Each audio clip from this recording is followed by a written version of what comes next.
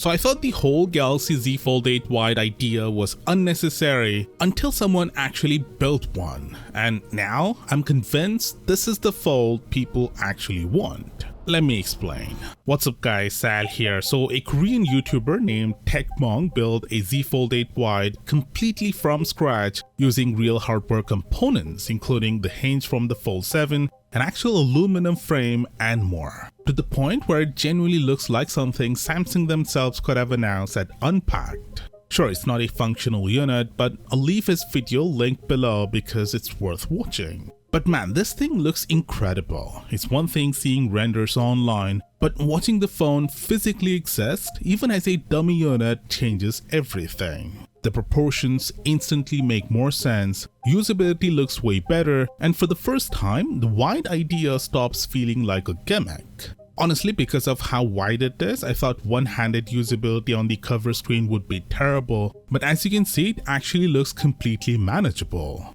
TechMong even built the iPhone Fold concept and compared them side by side, and the iPhone Fold is slightly wider while the Z Fold 8 Wide is a bit taller. But compared to the regular Z Fold 8, the Wide model just has proportions that feel more natural. Now imagine Samsung somehow managed to squeeze in a third telephoto camera too. At that point, the Z Fold 8 Wide could honestly end up being more popular than the standard Fold. Right now though, the regular Z Fold 8 still sits above the Wide model in terms of features and pricing. Speaking of cameras, we already knew both the Z Fold 8 and the Fold 8 Wide were getting an upgraded 50 megapixel ultra-wide camera. Initially, people assumed it's the same sensor from the S26 Ultra.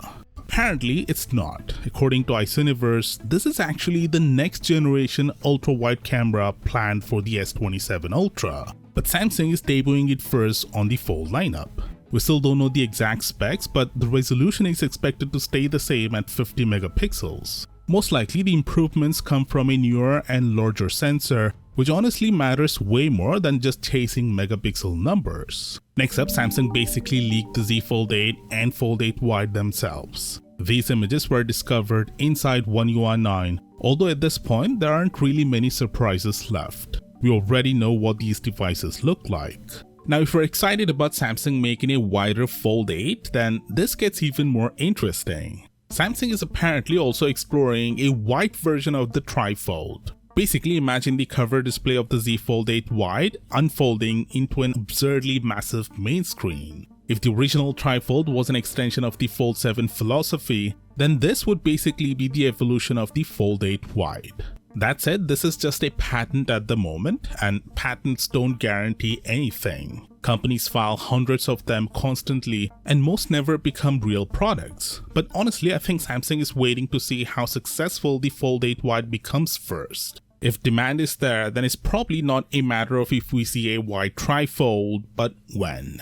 Now here's something interesting. Google is teasing what they're calling the biggest Android update ever on May 12th. And they showed an Android mascot pulling a light switch while turning into this glossy, glass-like material. Naturally, people immediately started panicking that Android 17 is about to copy Apple's liquid glass design language. But let me save you the stress right now, that's not happening. Google employees have already clarified that a liquid glass redesign isn't coming. And even Isuniverse says the One UI 9 won't adopt that style either. Instead, Samsung is apparently sticking with a more frosted glass approach, similar to what we already have now, which honestly is the smarter decision. Because liquid glass sounds futuristic until you actually have to use it every single day. Transparent UI elements look impressive for the first 5 minutes, but usability takes a hit fast. Text readability gets worse, notifications becomes harder to scan quickly, and the entire interface starts feeling overly reflective and distracting. We've already seen this on iOS. Apple can somewhat get away with it because their ecosystem is tightly controlled. On Android though, where people use different launchers, widgets, icon packs, app designs, a full liquid glass UI would become visual chaos almost instantly. Frosted glass is the better middle ground. You still get depth and a modern look without sacrificing usability in the process. Now here's something Samsung is reportedly doing with the S27 Ultra that literally nobody saw coming. Click here to check it out, and I'll see you there.